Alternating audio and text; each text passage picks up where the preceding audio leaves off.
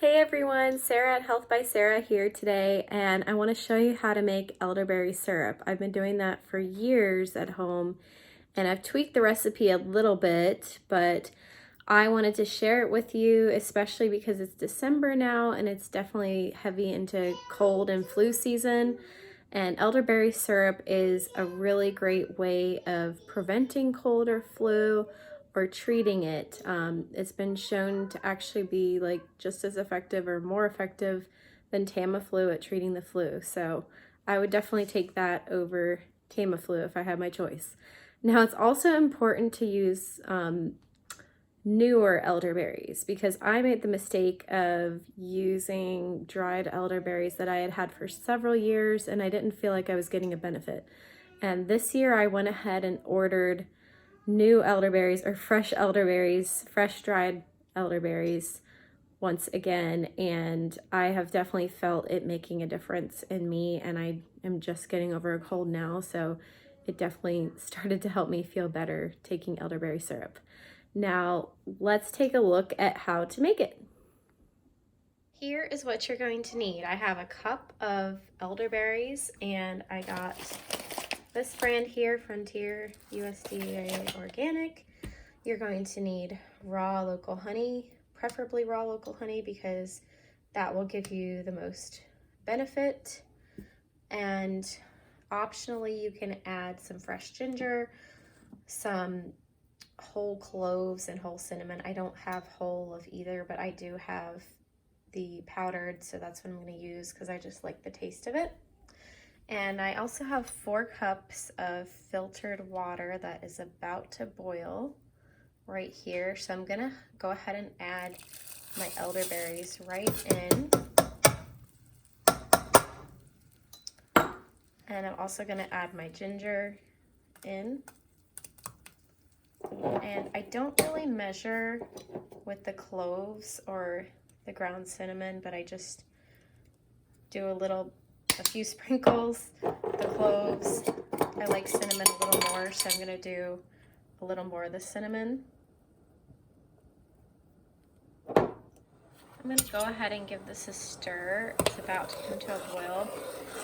Some people also add in other medicinal things like echinacea, some sort of vitamin C like acerola cherries or rose hips. I don't have anything like that, so I'm not going to.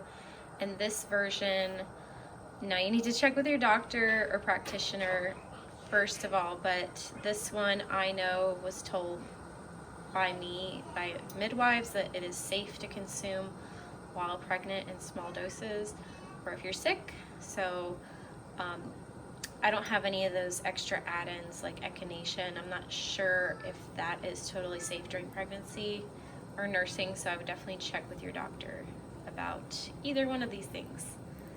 So it's coming to a boil, and once it does that, we are going to put a lid on it. Okay, it's boiling now.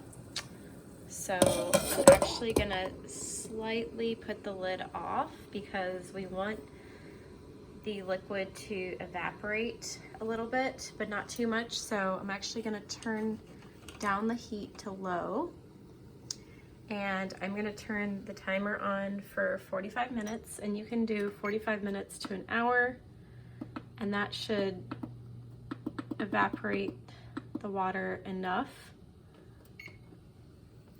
and we'll come back when that's done. The timer has just gone off. I'm gonna turn off the heat, and I actually, just to show you, I turned it up to a higher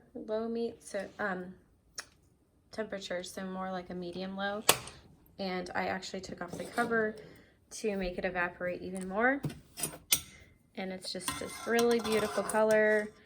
I'm about to show you how much liquid we have left. I'm gonna pour it through a fine mesh strainer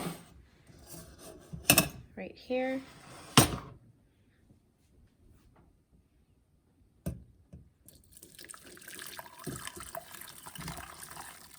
There's the ginger and all the elderberries. Oh, and if you did not know, eating raw elderberries is poisonous, so never eat raw elderberries ever, because you will get poisoned and probably die. So I'm just going to press out any liquid from these elderberries here.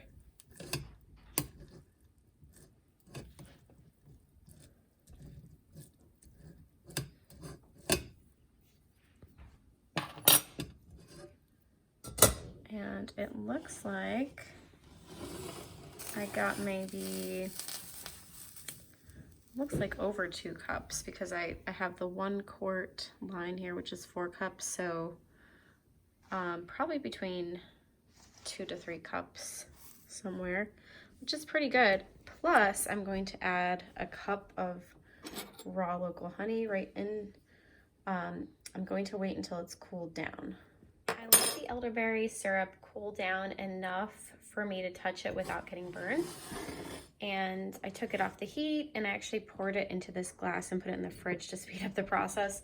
But I was doing that so that I could add in the raw honey for the benefit of having the raw honey. Because if I did it, if it were too hot, then I wouldn't be getting the benefits of the raw honey. It would essentially just be sweet. But since it contains the raw components still, it'll give you extra benefits while you are sick. I'm just mixing it here. I'll mix some more, a little more later. And I'm just gonna store it in here with the lid and put it in the fridge. And there are different recommendations, taking a teaspoon or up to a tablespoon a day for daily use. But then if you're sick, the recommendation is maybe 4 teaspoons or 4 tablespoons a day until you get better. So I would just kind of check with your doctor about those recommendations to be sure. But I hope you have found this to be helpful and saw how easy it is to make elderberry syrup. Definitely go ahead and make some on your own. It is so much cheaper than buying it, and you will get to control the ingredients, which is really great. I bought that bag on Amazon for maybe $15 or $16. It's a whole pound of organic dried elderberries, and that will last me a very long time. And I just made a whole cup of that.